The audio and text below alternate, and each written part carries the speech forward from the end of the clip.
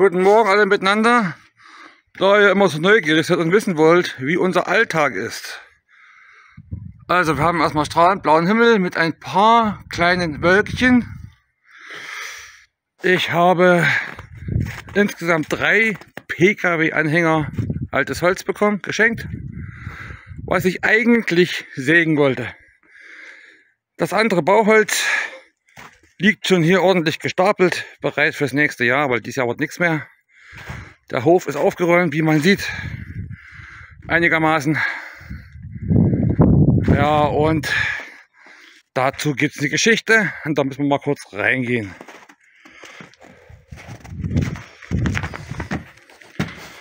So, willkommen in meiner Bastelwerkstatt. Hier liegt schon Material, was ich dann brauche. Hier ist meine Kreissäge. So, gestern ist Folgendes passiert. Ich hatte mir ein Ersatzteil bestellt, weil ich wusste, das ist kaputt. Und zwar dieses Zahnrad. Das habe ich gewechselt.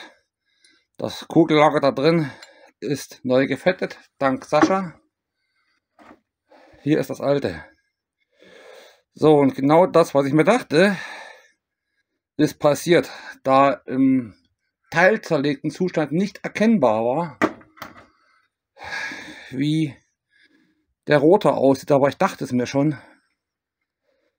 Na, hier sieht man es. Der Rotor ist vollkommen im Arsch. So, jetzt versuche ich den 3. Tag im Internet den Rotor zu finden. Ja, es gibt ihn, aber online momentan nicht lieferbar. Mehrere Händler haben ihn gelistet, aber zurzeit nicht lieferbar. Und den 5. habe ich heute früh beim Frühstück beim Suchen gefunden. Es ist lieferbar und wieder wie immer, es kommt aus der Hauptstadt und Lieferzeit 4 bis 5 Wochen. Und auch nicht ganz billig. Das Ding kostet 6.800 Rubel. Mit Versand sind wir bei knapp, und was waren es, etwa 9.500. Also es ist schon eine Hausnummer. Aber die Säge neu würde mich 25.000 kosten. Deswegen habe ich gesagt, scheiß drauf. Neuen Rotor bestellen und fertig. Ja, die Kugellager habe ich auch gleich rausgemacht. Die bestelle ich gleich mit. Die sind Kopekenartikel, die kosten nicht viel. Die sind zusammen etwa, was waren es, 800 Rubel, 8 Euro. Also deswegen gleich mit raus und neu. Was ich auch nicht bekomme, was ich gesucht habe, die kleinen Motorkohlen. Die sind zwar noch einigermaßen gut, aber ich wollte neue haben. Aber ich gebe nicht auf, vielleicht bekomme ich die noch. Und dann habe ich vielleicht ja, hier ist der Rest. Ich habe gestern alles sauber gemacht, zerlegt. Das innere Nadellager ist noch in Ordnung, das ist wie neu, da ist nichts zu sehen dran zum Glück. Gibt es aber auch nicht einzeln, das kleine Nadellager da hinten. Das bekommt man nicht einzeln, keine Chance, nur dieses Bauteil komplett. Und das ist sündhaft teuer, deshalb habe ich mir gesagt, ich verzichte drauf. Ich habe es akribisch gereinigt, mit Kerosin ausgewaschen, x-mal ausgewaschen. Und dann wird es funktionieren, denke ich. Ja, und deswegen liegt die Säge jetzt hier brach. Und ich komme mit Holzsägen nicht weiter, deswegen heute Außenarbeit. Und da gehen wir jetzt hin. Hier haben wir schon die Folie liegen, die wir brauchen. Und den Tacker. Jetzt gehen wir mal zur Außenwand. Die Grube wird heute noch ordentlich abgedeckt. In Deckel gemacht. Das Rohr muss isoliert werden. Klar, und jetzt bin ich hier an der Außenwand beschäftigt. Die ganzen Ritzen ausstopfen. Komplett. Den Rahmen erstmal demontiert, sowieso. Mit dem Zeug hier. Alles akribisch ausstopfen. Mache ich mit dem Spachtel. Muss man alle paar Jahre mal machen.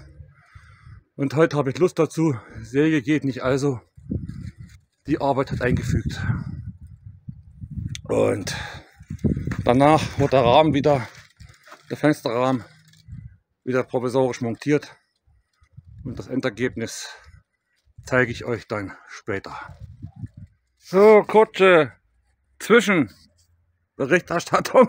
Das erste Stück Folie ist dran getackert. Natürlich nur sporadisch, da kommen noch Holzleisten drauf. Und ja, bevor ihr aufschreit, warum hier am Fenster Bauschaum ist. Wie sollte ich es anders machen, als außer mit Bauschaum in Plastikfenster einsetzen? Und die Zeit war auch nicht gegeben. Und außerdem hat das hier einen Hilfsrahmen. Stört also nicht unbedingt. Wichtig ist, dass es winddicht ist und wärmeisoliert. Und jetzt werde ich den Rest hier links ausstopfen, noch recht fertig machen. Folie dran. Und dann kommen die ersten Leisten drauf. Später im nächsten Jahr wird dann verkleidet. Da werden die alten Sawalenki hier unten entfernt. Dann wird das bis unten gemacht und dann werden neue Sawalenki angebaut. Für diesen Winter wird es erstmal ausreichend sein. Stück für Stück mühsam ernährt das Eichhörnchen. Bis gleich. So, und hier haben wir ein kurzes Zwischenergebnis. Das erste Stück Folie ist dran, bis zum zweiten Fenster. Und die Konterlatten ebenfalls schon. Also die Unterkonstruktionsplatten, nicht Konterlatten, Unterkonstruktionsplatten, OK-Latten. Aber Leisten. 5 dick, 5 breit. Und das wird dann nachher noch, dies Jahr nicht mehr, schaffe ich nicht mehr. Es wird zu kalt die nächste Woche. Wird dann schön verkleidet und gestrichen. Und wie gesagt, hier unten, die Sawalenki werden auch neu. Und dann ist die erste Front vom Haus einmal komplett und ordentlich. Das letzte Stückchen muss ich noch ausstopfen. Das mache ich heute noch und die Folie dran und mal schauen, ob ich die Leisten noch bis hinten komplett kriege. Das wäre schön. Dann wäre die eine Seite komplett. Jetzt muss ich mein Frauchen abholen fahren. So, hallo alle miteinander. Wir gehen mal kurz um die Ecke.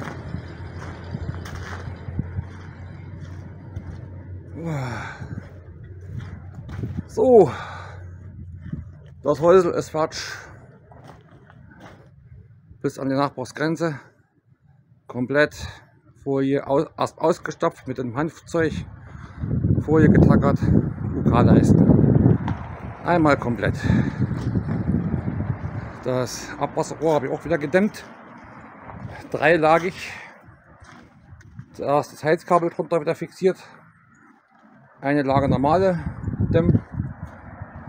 Dämmfolie oder Dämmstoff, wie das heißt. Auf Deutsch weiß ich es nicht. Und dann 2 Lagen 1 cm dick. Diese Klebefolie drum, dieses Klebzeug. Und damit ist das frostsicher. Alles schon getestet. Wir hatten es nur umgebaut damals wegen der Grube. Das Kabel, das liegt, wird noch gekürzt. Da kommt eine Steckdose an die rechte Seite unten von dem Kasten. Bisschen regengeschützt. Und heute werde ich noch den Grubendeckel fertig machen. Auch mit schwarzer Folie bespannen und Leisten drauf. Und der Deckel wird gemacht. Und dann ist Feierabend. Und noch einen kurzen Videoschnipsel für euch bei Tageslicht. Der Deckel ist auch fertig. Mit provisorischer Dämmung. Wird ausreichen, dass es nicht einfriert. Wir werden es testen, damit es kindersicher ist, nicht reinfallen. So, und an der Wand bin ich mir noch nicht schlüssig, wie ich die Wand verkleide. Blech bringt nichts, das Haus bewegt sich. Frühjahr, Sommer, Herbst und Winter, hoch und runter, ist normal. Das ist hier überall so. Ich überlege, ob ich die Bretter alle so anordne oder ob ich das erste unten flach, das nächste gekippt mache. Bin ich auch am Überlegen, was die bessere Variante ist, weil ich will Fensterläden machen, dass es dekorativ aussieht, schön, und dass man es auch im Winter, wenn es kalt ist, zumachen kann als zusätzlichen Wärmeschutz. Und auch bei Sturm vor allen Dingen. Da bin ich am Überlegen, wie man das am allerdümmsten macht. Deswegen mal die Frage an euch, an die Community: Wie würdet ihr es gestalten? Ich denke fast flach, mit Feder und Nut gefräst oder mit Anschrägung. Fräser habe ich da, Fräsmaschine ist kein Problem. Einmal drüber ziehen, dass die Bretter dann praktisch in der Form sind, wenn das Brattel ist. Ein Brett so schräg gefräst und das nächste unten dann halt angesetzt, dass hier kein Wasser reinlaufen kann, wäre meine Idee. Könnt ihr ja gerne mal in die Kommentare schreiben, würde mich interessieren, wie ihr das lösen würdet. Weil flach übereinander setzen würde ich sie nicht wollen. Das gibt kein gutes Ergebnis. Ach, wen haben wir da? Mr. Odin. Na, Odin, was ist los? Hat es gemütlich gemacht. Und wundert sich, was Herrchen draußen macht. Na gut. Das war's. Als Ergänzung für das andere Video. Ja, die Folie hier oben drauf wird euch auch bestimmt wundern.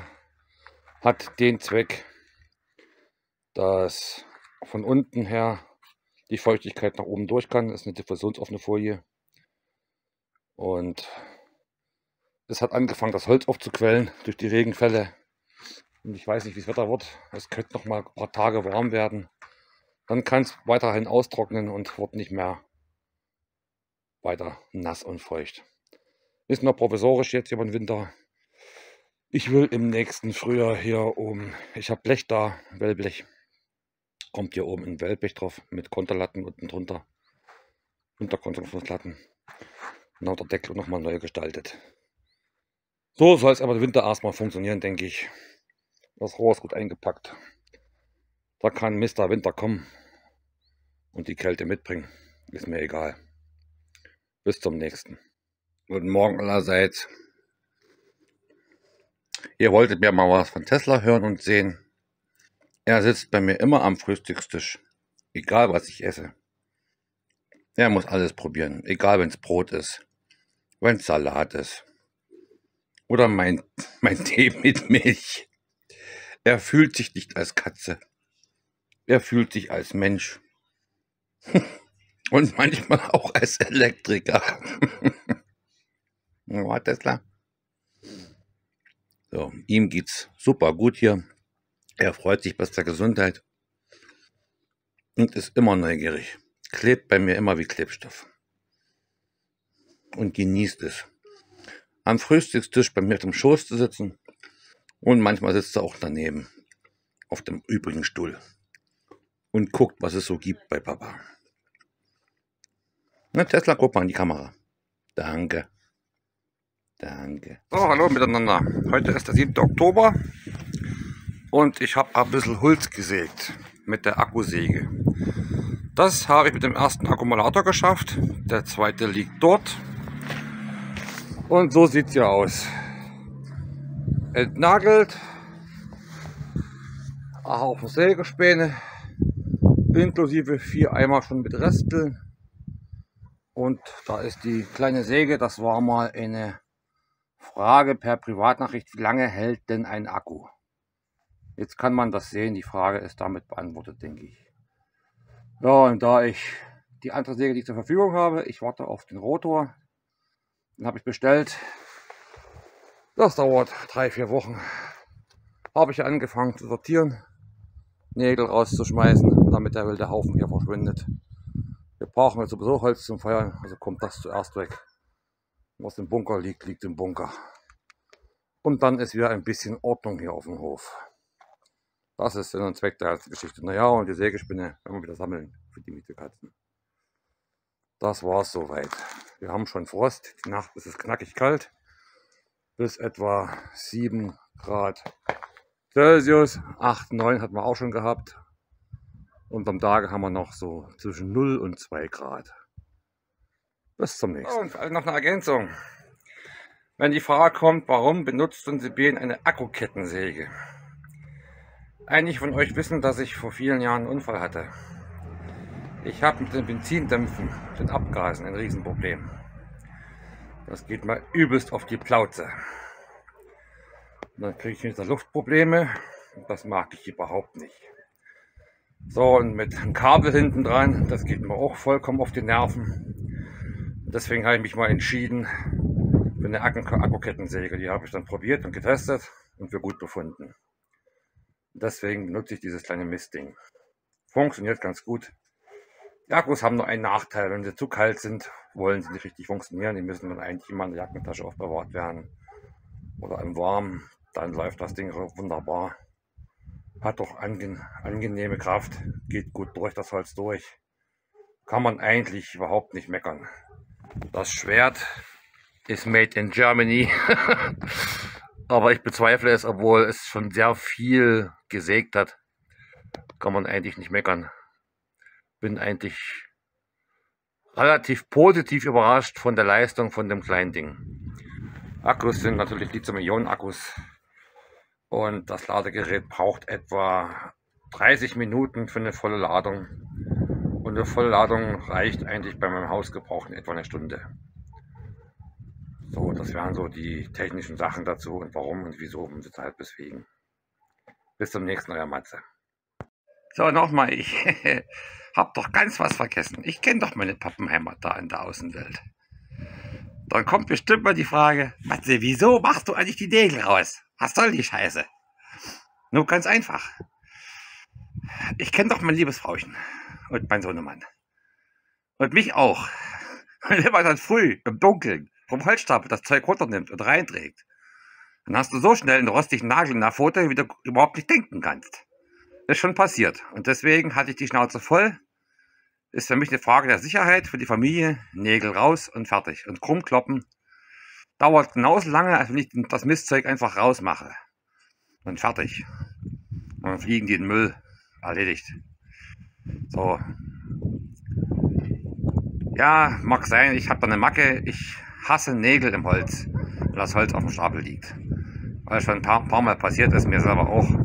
Dann im Dunkeln, abends oder früh, im Bunker gegangen, habe das Holz geschnappt, habe es nicht gesehen und in den krumm gekloppten Nagel gefasst. Alles schon passiert. So, und das muss nicht sein. Ein Holzsplitter in der Pfote, okay. Kann man ab, kann auch ich ab. Ist nicht schlimm. Aber so ein rostiger Nagel, ist nicht unbedingt schön. Deswegen kommt die bei mir generell raus, wenn es möglich ist. Oder ich breche sie ab. Abbrechen oder raus, ist egal. Aber es bleibt kein spitzer, scharfer Nagel oder Schraube im Holz, wenn es auf dem Holzstapel liegt. So, das war noch mein Abschlussplädoyer für dieses Video.